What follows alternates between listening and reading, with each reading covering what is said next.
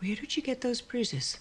Lauren was really there to explore the abuse of a child. It was definitely a role that I have never really played. She wasn't a glamorous person. She wasn't a person of wealth.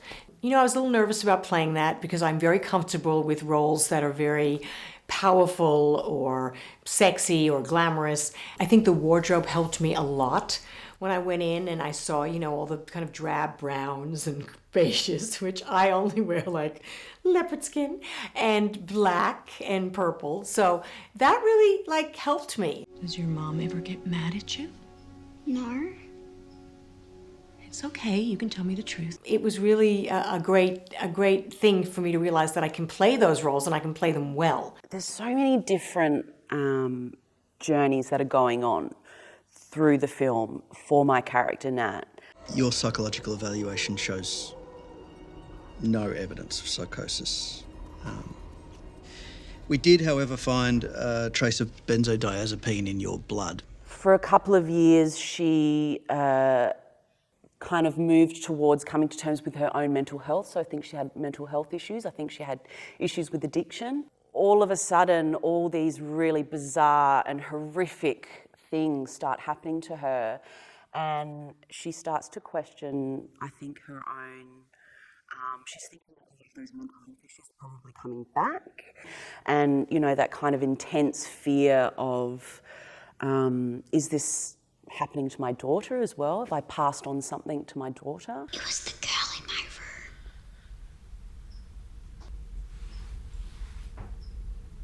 What girl? I don't know her name. Hang on, maybe She comes into her it's room not me. sometimes. Maybe it's not my daughter. Maybe, just maybe, we're actually being haunted by something. I think there's something in my house. I must say, I've never done anything as grueling. I'd look at the call sheet and just go, oh wow, okay, this is what I have to do today, and just so much emotional stuff. At one point, I took a few people from the crew aside and just said, look, if it looks like I'm not having a good time for the next week, it's not that. I just really need to sort of stay in it. It was too hard to switch from, you know, happy-go-lucky Kestie to Nat, who was going through like the worst days of her life.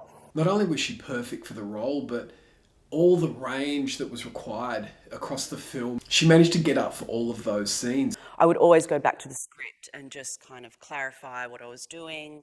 And then, of course, at the end of the day, you've got to let all that go and just kind of be in the moment. There were times when sometimes you're just like, I actually don't know what I'm doing. I don't know what I'm doing. And that's when you rely on, you know, your director to kind of bring you back to where you're supposed to be and to remind you what the scene's about. I loved working with Kestie. You know, she really carried the major share of the film as the actress.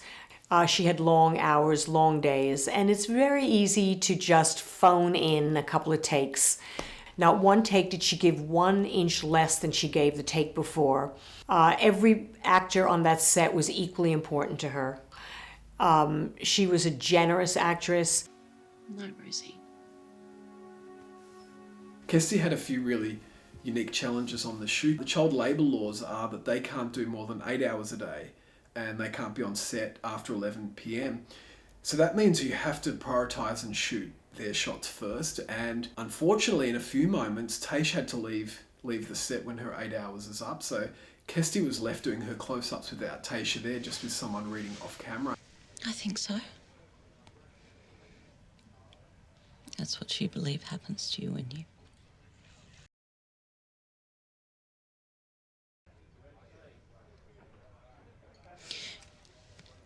Do you want to talk to someone about it? It's a real testament just to her professionalism and her ability and skill as an actress. Get her out of here!